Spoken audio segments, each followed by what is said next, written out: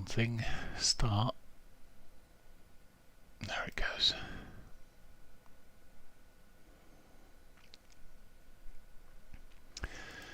Good morning, welcome to Morning Outlook. This is Kim speaking on Tuesday the 29th of October, in November even. I get the months right at some point today.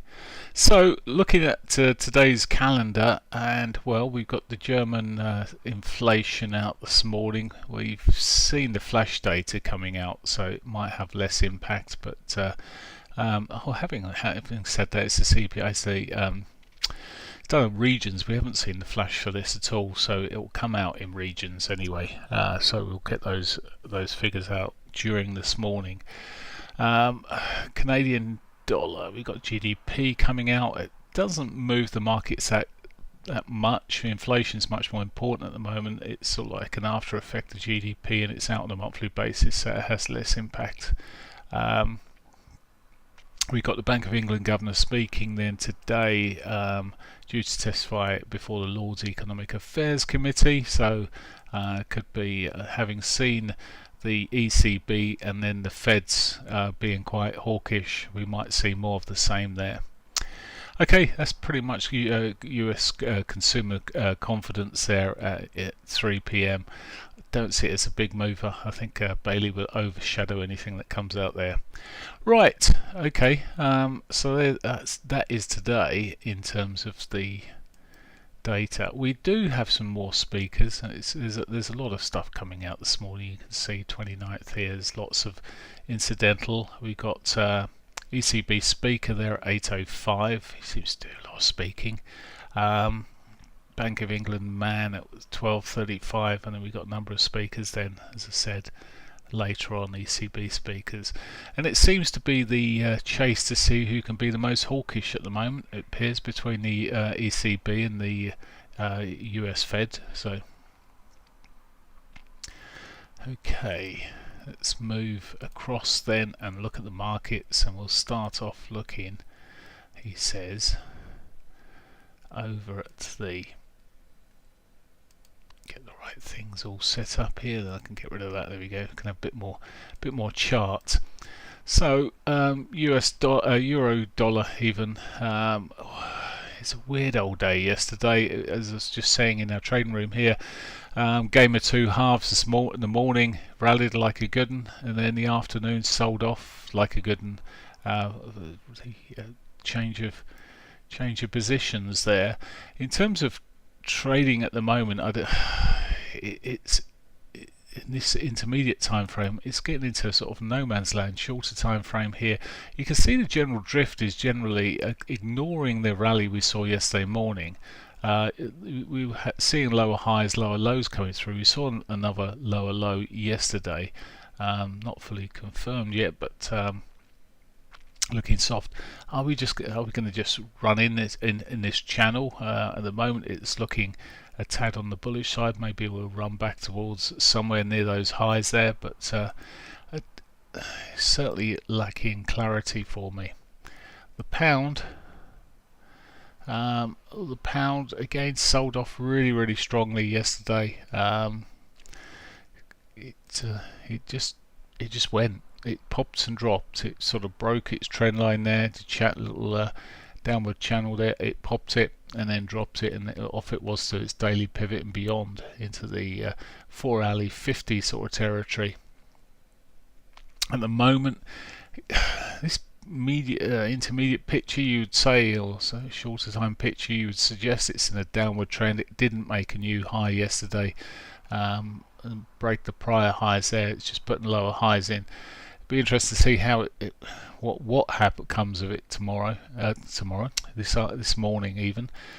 It's looking like a bullish engulfing candle at the moment. Whether we'll see a continuation of that, we'll have to wait to see when it comes to 8 o'clock. Just wary of these markets as they're sitting at the moment, and not the clearest and not easy. There's opportunities at times, and it seems to be coming in at different times of the day. In terms of what we're seeing, US dollar yen lower highs coming through here. Maybe this is one of the stronger ones overall. It did get a retracement, but it was short-lived and it rolled back over and into the Asian session. Um, it's looking quite southbound at the moment on the shorter time frame here. It would just be interesting to see if we get a continuation, but it certainly looks quite well placed to continue to the downside. Okay, Aussie dollar. So the Aussie dollar, in between here a little bit again, consolidation on the dailies here. Just looking in terms of we didn't even make haven't made a new high yet as we ran into last week, sold off against yesterday, and well, getting a bit of a bounce here, and it's looking like an inverted head and shoulder, or shoulder and head at the moment. We may get another shoulder in here, but quite complex. Lower highs generally, lower lows. It's well, again, I'm just looking as a trend line across the highs of this, which is just broken through. It has put a higher low in at this point here on the lower time frames. Very messy. Dollar CAD. When I don't see it clearly, I'm not really that interested in a lot of these. The CAD, I can see sort of a bare flag there, looking for the break of the lows, but well, spent most of yesterday selling the CAD, but it recovered strongly on the shorter time frames here since. Very consolidated. Say most of the day. Yesterday it was quite consolidated at quite a long period. Again, this could you just could keep rolling, or I mean, it's not a clear. I'm not seeing clear signs here across any of these markets. The euro, the pound, the lot. They're all, to me, quite difficult to read at the moment. Maybe it's just me, but not easy to do too much with. Looking at gold, let's just check what the dailies on there first. Again, the question I guess is, are we going to see a third wave down here, another wave strolling down? Yes, it's being bought at the moment, and well, it's pretty much outstripping most of yesterday at this rate, but it wouldn't take too much to see it roll back again. Again, a mess. We're seeing sort of higher lows, lower highs, really wedge sort of patterns developing, but you look at it on an hourly point of view, and we've sort of seen this real ugly scene. It did really come into the afternoon there when we saw the proper selling coming through, and I wouldn't be surprised if it sort of follows that game of two halves situation again today. Just be wary with it.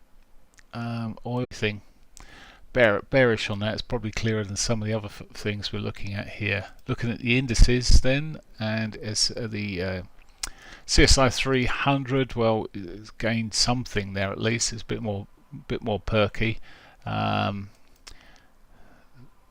Nifty 50, it's gapped down and then bounced. Still following the bigger trend there, but sorry, that's the Nikkei, not the Nifty 50. Nifty 50, here we go. Nifty 50, there we go. Nifty 50 is still charging ahead largely. So it remains the most bullish of the equity markets I'm following here, and it's continuing to make new highs. In fact, you need to come out somewhere because it's broken it has now broken the October 21 high now. Very different picture to what we were looking at earlier in the year there. It's now, as I say, now looking pretty bullish, and we could see a continuation of this lot. Okay, let's have a look at it nearer to, well, I say nearer to home. Let's have a look at the US markets here. We did see, if we just break this down, it did eventually break down its trend line here. It's rolled over, not looking the strongest at the moment. The talk of higher interest rates won't help it. and we could see another flag play out later on, I guess, but at the moment it's pushing out, but it has got the flag sitting there on the 60s, so looking on the softer side of things in the near term anyway. Dow Jones, similarish picture in terms of we're pulling off its highs here. Maybe it's just giving opportunities for buyers to come back in, but it looks ugly on the lower time frame. And this hourly time frame looks quite ugly, lower high, real big sell-off with that, to say, with the hawkish remarks by the Fed members. And we really, I'm looking at here at a bear flag, so not looking good for the short term. And the Nasdaq, similarish picture, well, weaker picture actually on the bigger time frames. Again, it's got that same sort of flaggish pattern kicking in here at the moment. Again, selling off strongly yesterday afternoon. We'll see what develops here again, but I am on the more bearish side of those equity markets for now. The DAX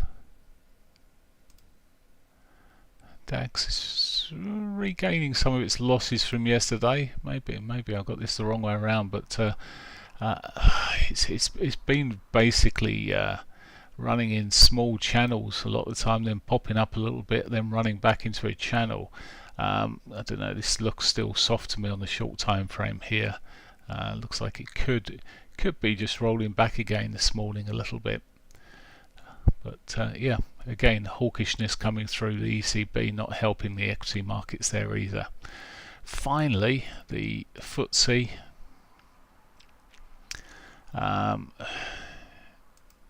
just really hanging in there yesterday. It did manage a bit of a bounce later, but consolidated, and I mean, if it can break these highs across here, well, maybe it has got the upside, but it just looks, here we go, we're just pitching into 8 o'clock now, market just opening.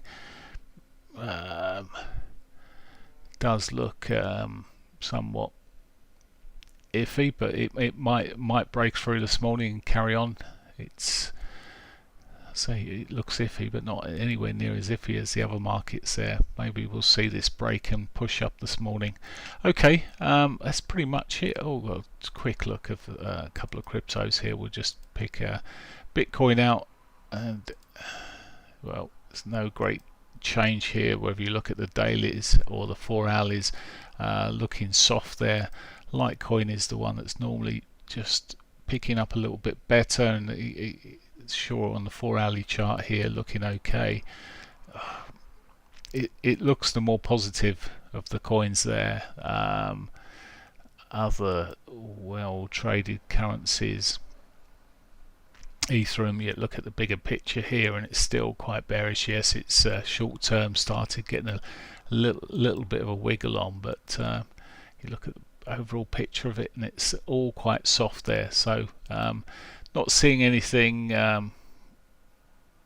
particularly bullish there. Maybe the XRP's looking for hope here with some lower highs in through, but on the shorter term frames, a 4 hourly time frame here, it's just quite ugly for long periods. So no clear trends to the upside at the moment. So that's pretty much it for me. I wish you a great day, and I'll catch you later. Bye for now.